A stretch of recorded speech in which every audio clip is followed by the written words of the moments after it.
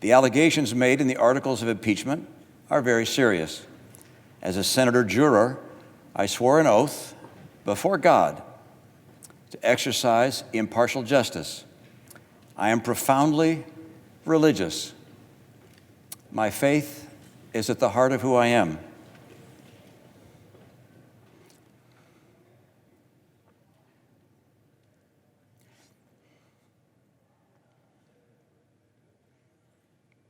I take an oath before God as enormously consequential. I knew from the outset that being tasked with judging the president, the leader of my own party, would be the most difficult decision I have ever faced. So the verdict is ours to render under our Constitution. The people will judge us for how well and faithfully we fulfill our duty.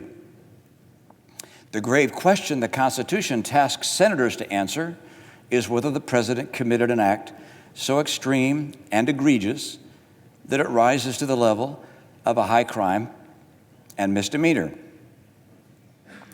Yes, he did. The president asked a foreign government to investigate his political rival. The president withheld vital military funds from that government to press it to do so.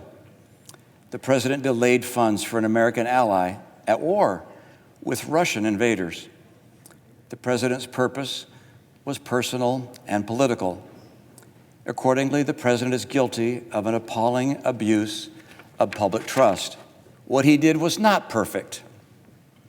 No, it was a flagrant assault on our electoral rights, our national security, and our fundamental values.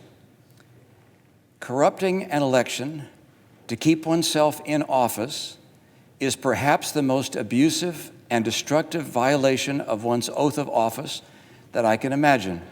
Were I to ignore the evidence that has been presented and disregard what I believe my oath and the Constitution demands of me for the sake of a partisan end, it would, I fear, expose my character to history's rebuke and the censure of my own conscience.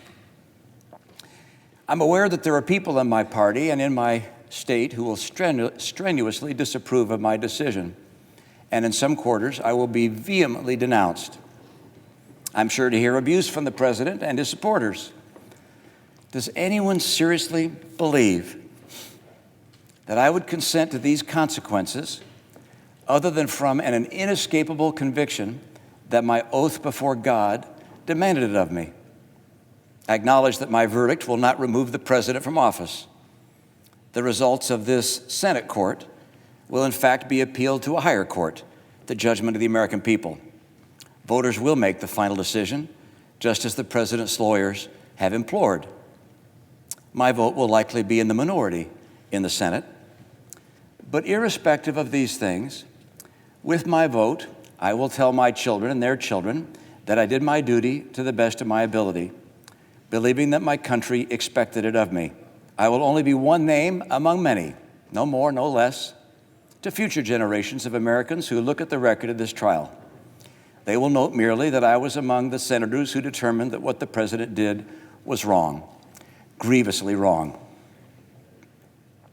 We are all footnotes at best in the annals of history, but in the most powerful nation on earth, the nation conceived in liberty and justice, that distinction is enough for any citizen.